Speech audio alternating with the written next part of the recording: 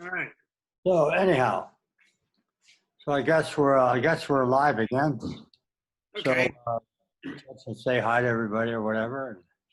Yeah. Look here. No cast. No Okay, cast. there you go. No cast. And So what I do is I kind of start out by saying I'm kind of piggybacking on what Avran did the other day on the 5 things to know about buying a board for beginners. right. Okay. So we're kind of piggybacking on that. It's funny how it works. I had been thinking similar ideas, and boom, I turn on the channel, and there he is. Uh, Ah, beats so, us to the punch. yeah, he beat us to the punch. So, in that light, also, I want to say it was a great presentation that he did. A lot of information for people thinking about buying a board and trying to find a Hmm. board.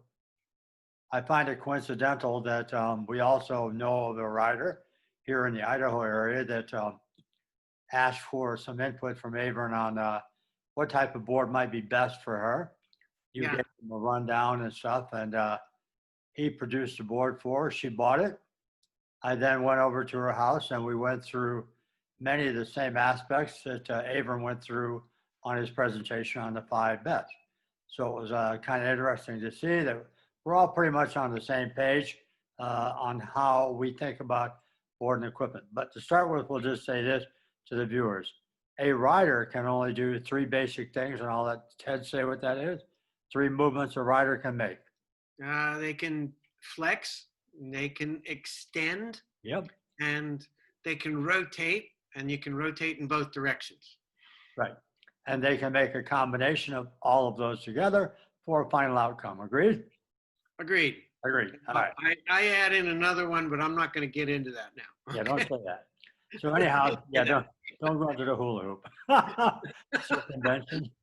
All right. So Abram started out talking about the board length that you should buy and stuff. And he was dead on when he said, hey, let's talk about the weight. So taking the word weight to your side of the screen there, Ted, what does the weight, how does the weight influence the board for a new buyer?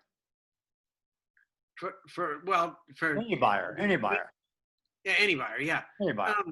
Yeah, the board doesn't have a mind, but the board understands, the physics understand that you're standing on it. Okay. What the board doesn't understand is how tall you are. It can't know that. Right. So weight is it, it's what you weigh on the scale when you stand on it, and that's what you're going to deliver to the board and to the snow. Okay. So you need to get that organized. If you're too heavy for the board and you sink, that doesn't work. Then the board is Yeah. bent all the time. Yeah, and it's not Yeah. going to work. And let's say you're That's too the light, and the board just kind of springs you off every time you make a move. Boy, Right. you're going to be flying all over the place. Okay. So So appropriate weight. Yeah. weight affects the flex of the board. Buy one that is too stiff, don't weigh enough, you can't get much use out of it. Buy one that's too soft and you weigh more, and it's too bendy and it doesn't want to straighten out after it starts into a turn. It'll always be in a turn. It'll never return to a Yeah. flat surface or a That'd be camber quite a fight. position, correct? That'd be quite a fight. Yeah, yeah. I'm too small to ever experience that. Yeah, I remember a lady on a pair of skis that never could get moving. And I had to eventually tell her, ma'am, you're standing in a hole. Yeah, yeah, yeah. And that basically would be what it is. That was a kind way of saying, you're too big for what you're on. All right, so then he went into the next subject and he said, let's talk about width. So give us some examples of the bad thing that width has done to some students maybe that you've had out. If there's too much width and there's too much space in between that toe and that edge, every time they try to do something, it's taken too much time and it takes some more effort. So that's a wide board to a small foot. Wide board to a small foot, or a standard board to a small foot, which could be a child or a woman. Right. Yeah, we see that more often in kids. Yeah. Yeah. And we see that quite often with a woman who's heavily loaded on the heel side has no toe side capability. Right. Yep. Yep. Yep. And or they All get right. these tiny feet and they don't even make Yep. to the edge. It's Yep. hard. So, It's hard to so do. boot size is a primary factor. So width is a factor. Whether you need a regular standard width board or a wide board is pretty much dictated by your boot size. You got a bigger than 10 and a half. I totally agree with Avron. You need a wider board. Just kind of stay away from toe drag and heel drag and getting booted out on the wrong day with the wrong type of snow. In powder, you'll get away with, you won't feel it, but you could get a chunk on a chundry day or a hard firm day and take yourself down. So width is part of that.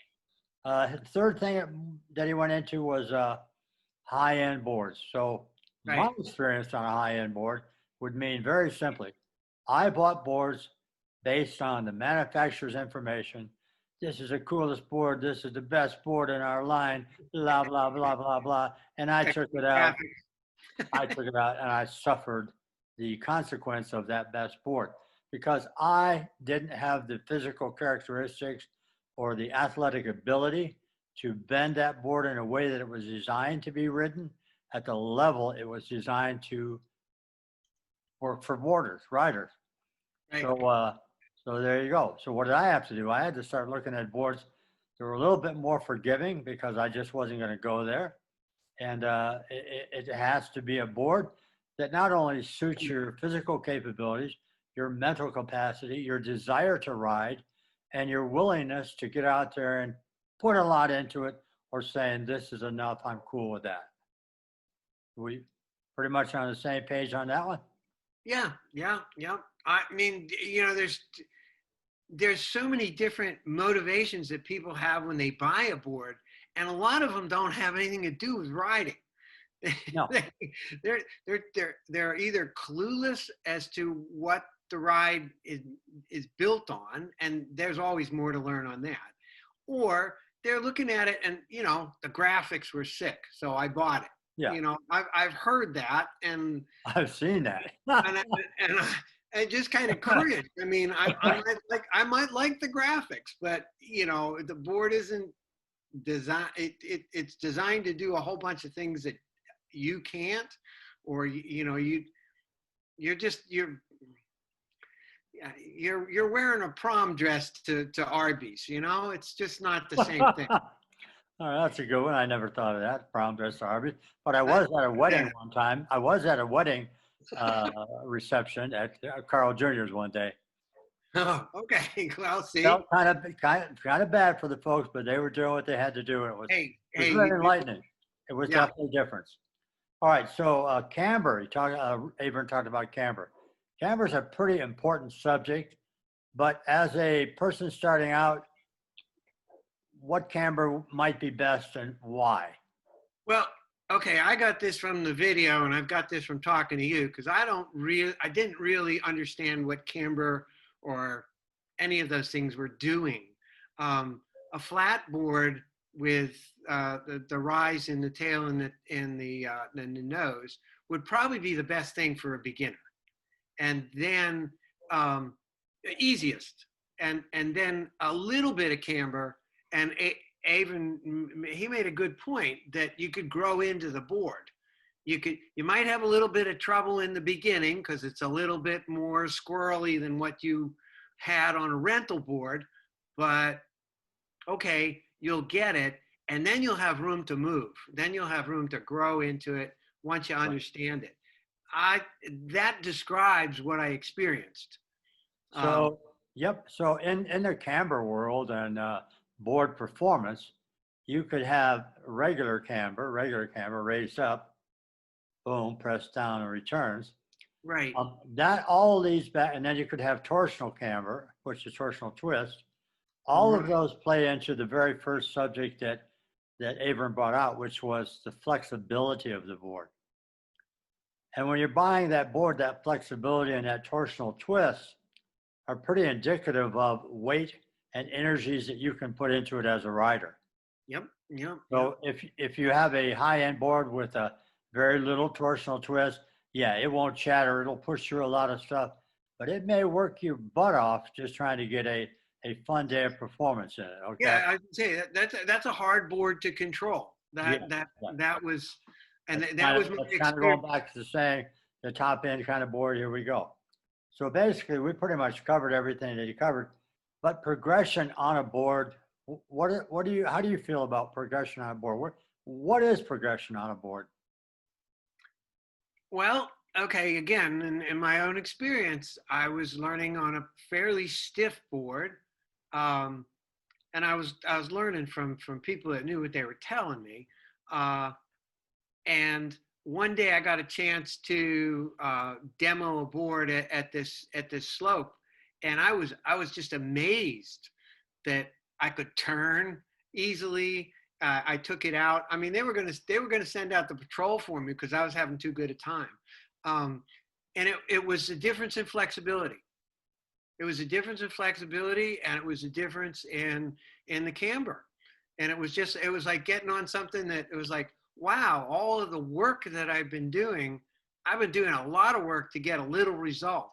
And now I'm doing a hell of a lot less work and I'm getting results. That was the changeover. Um, it was, that was a very cool thing. It made me go out and buy that board. Those demo people were, they were right on there. But Yep. Cool. yeah, that. So progression for me is pretty much determined by your input, your overall physical capabilities, and your desires. Right. That to me sums up what progression is going to be, because every one of us is different. Every one of us is going to approach boarding in a different direction with a final outcome on something that's different. Some guy's final outcome is going to be the X Games. Somebody else is going to be border cross.